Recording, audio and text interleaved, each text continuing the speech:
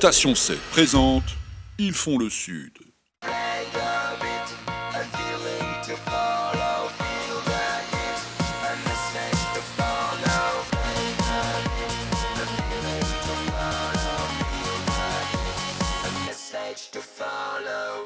Bonjour et bienvenue sur LCM pour un nouveau numéro d'Ils font le Sud avec une personnalité cette semaine de premier plan puisqu'il s'agit de Jacques Pfister, le président de la Chambre de commerce et d'industrie de Marseille. Jacques, bonjour.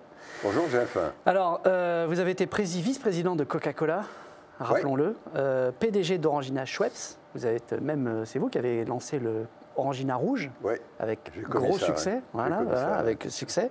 Et il y a beaucoup de gens qui prédisaient un parcours, pour vous, sans faute chez Pernod Ricard. On vous voyait vraiment monter à l'époque tous les échelons tout en haut. Et vous êtes parti, vous avez préféré entrer dans une collectivité locale, qui est un très beau poste au demeurant. Mais pourquoi avoir fait ce choix-là quand on est un capitaine d'industrie, comme on disait autrefois ? C'est la vie. En fait, de Pernod Ricard, je suis passé chez Cadbury Schweppes, qui a racheté Orangina à l'époque. Et j'ai accompagné des Anglais. C'était un autre monde.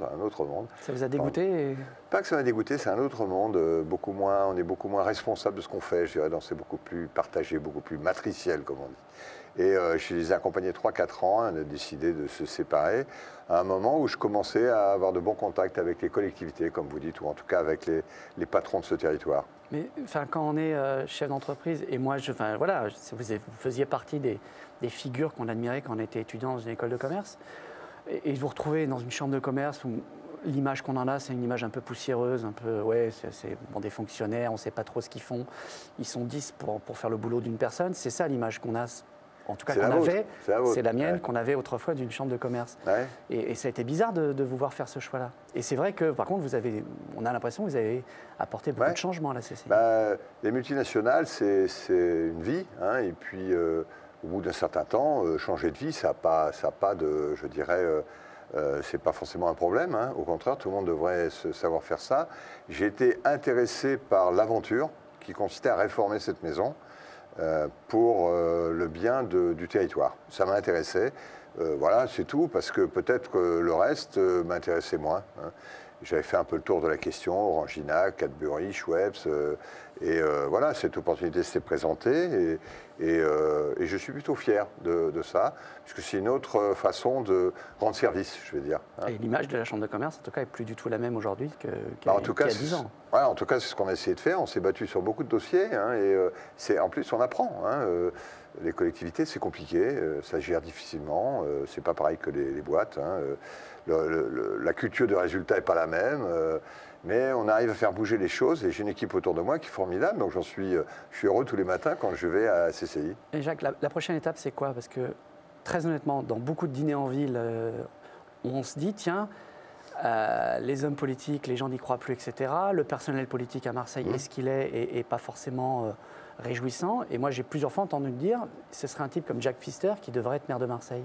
Ça vous titille ou pas du tout, la politique? C'est un autre job. C'est un autre job. Mais vous avez déjà changé de job une fois, vous pouvez changer 2 fois. Il faut aller sur le terrain beaucoup. Moi, j'ai beaucoup de respect sur ce travail-là des politiques. Il s'agit c'est du 24 sur 24, c'est du travail de terrain.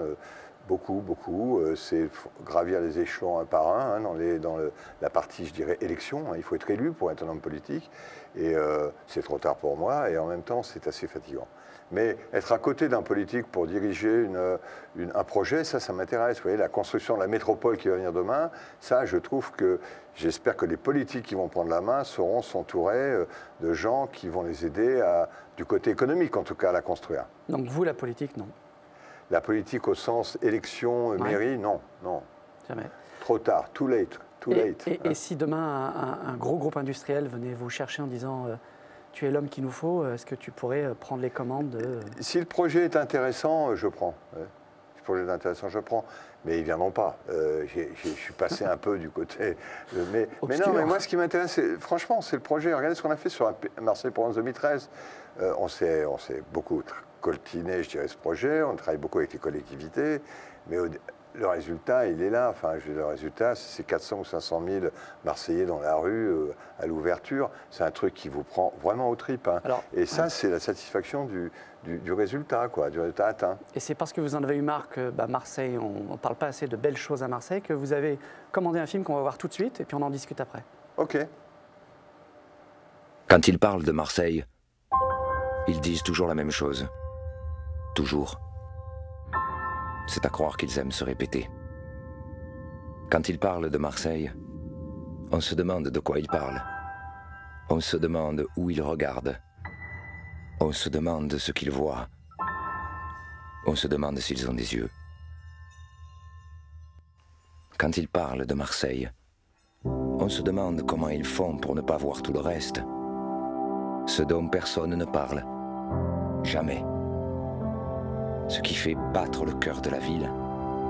Ce qui nous anime. Ce qui nous fait vibrer.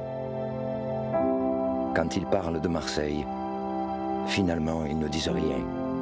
Rien de ce qui nous rend fiers. Rien de tout ce qui fait vraiment Marseille. Aix-Marseille-Provence. Si vous saviez tout ce qui se passe ici. Alors, magnifique film. Hein. Alors, dans l'émission, vous la connaissez peut-être pas, mais il y a toujours une question qui est un peu poil à gratter, un peu pénible pour mon invité. C'est celle qui arrive. Et c'est celle qui arrive. J'ai très chaud. Non, mais est-ce qu'il n'y a pas un paradoxe? En fait, le film, il dit le talent, il y a du talent à Marseille. Venez à Marseille, vous, entreprise, il y a du talent.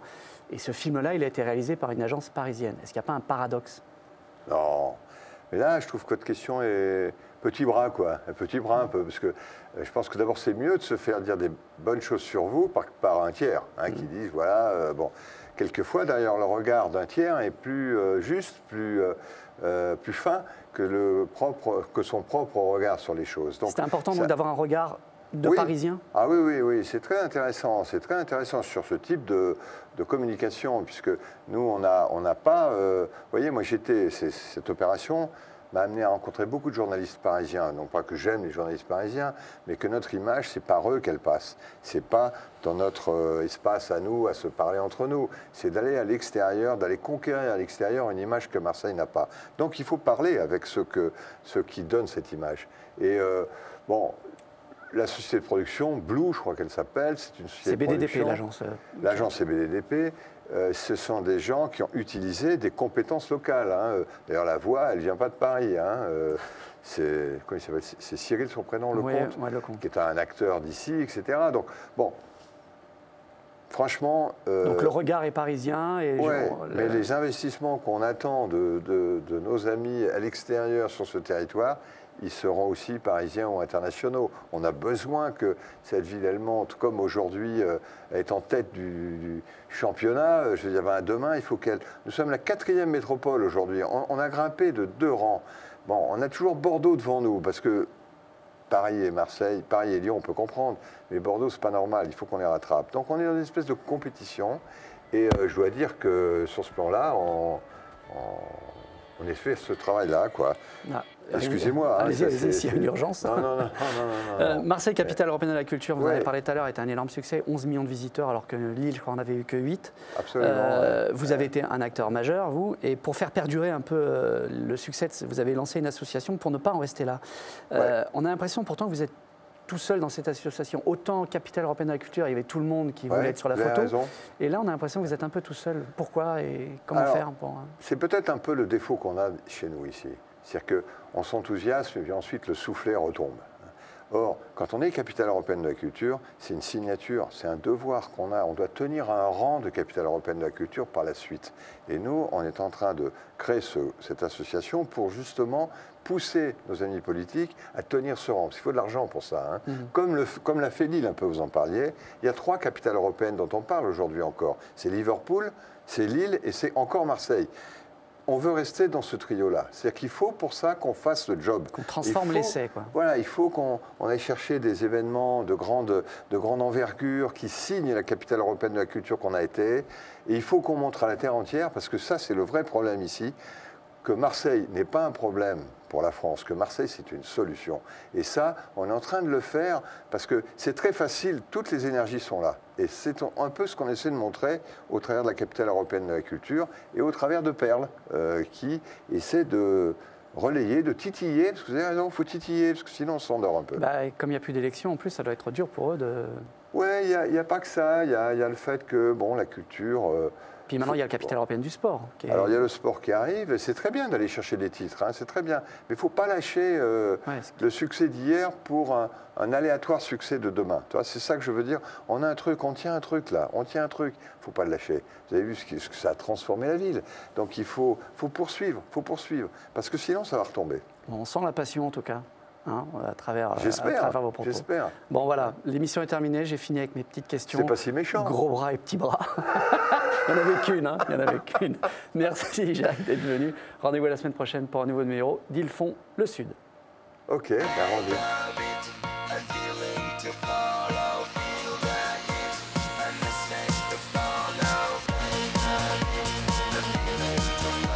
Pour revoir ce programme, lcm.fr.